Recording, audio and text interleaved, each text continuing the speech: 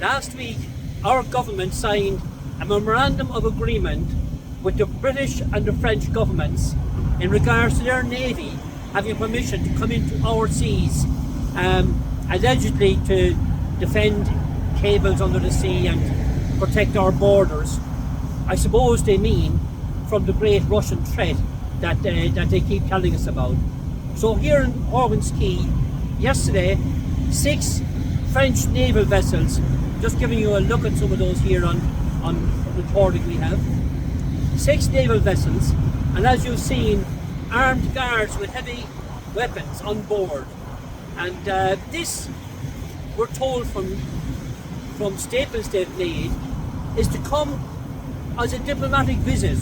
And also, would you believe, the arrogance that they're comparing it to the French Navy who came here in 1796, pre the 98 rebellion. They came in aid of the Irish people to assist us in establishing freedom. So we're told, believe it or not, Tony, we're told that this is part of commemorating that event.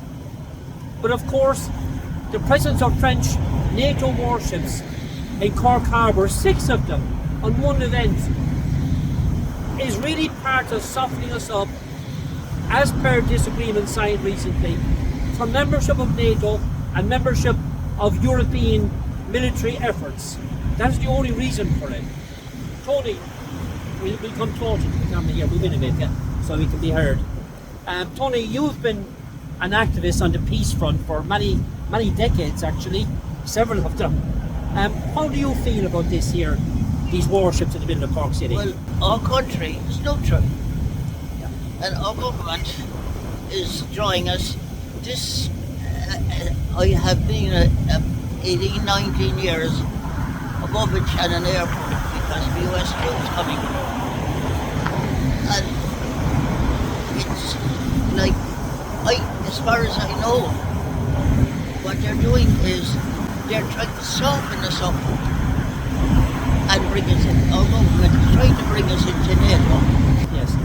The whole Martin announced this programme, it must be 2 years ago at this stage, and they had this supposed national consultation which had upwards of 60 participants, none of whom were advocates for peace. So today's world is getting increasingly dangerous, Tony. We see terrible disregard for international law, disregard for the principles which founded the United Nations, and continuing war all over, and particularly in the Middle East. So we're being told that we're part of a necessary defence. Against whom? Whom are the enemies of Ireland? Russia certainly hasn't ever been the enemy of Ireland. Neither is Iran. So who is the enemy? Do you think who the enemy is? I don't know who the enemy there is. Well, put it this way, we have, if you take a look at what's happening in Iran at the moment, and the United States and the Iranians are firing missiles to take out cities. They're carpet bombing a city of 9 million people, indiscriminately murdering them. This is uncivilized at the highest order. And not just that, but generally on the European level, Ireland has been dragged in to be part of this. We're participating in battle groups with the European Union. We're sending money. Zelensky recently came to Ireland and no problem at all, our Taoiseach gave him 125 million euros. I'm saying that at a time where month after month after month, we've the highest ever figures, ever increasing figures of homelessness, not to mind the need facing tens of thousands of families, and our government sees fit to squander money on warmongering. This is part of it. We should have no truck.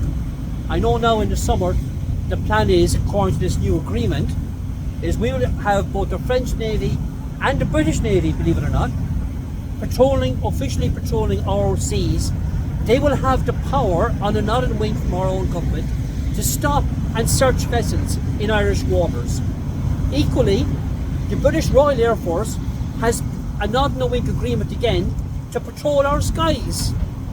The Americans continue to use Shannon as if it was an outpost airport of the US Air Force, and they're transporting their soldiers and war equipment to the Middle East.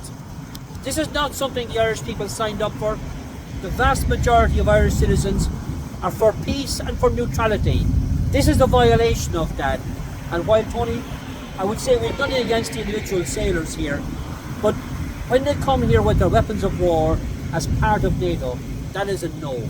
And I also want to put that our Irish Army are out in the Middle East Yes?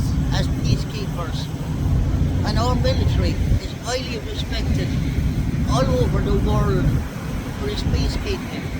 And why should we have NATO ships coming in here? This drags us down. This drags us to the lowest level of uncivilized warmongering that the European Union is just biting at the bit, champing at the bit, is that the word, to get out there. So look, Shannon Tourish go going to know, we wanted to report this outrage. 6 NATO warships in Cork, in the centre of Cork City. And this, watch out for it, this is only the start. They've been doing this on a trickle basis for a number of years. Watch now, with these new memorandums of understanding signed, this will increase. What am I so?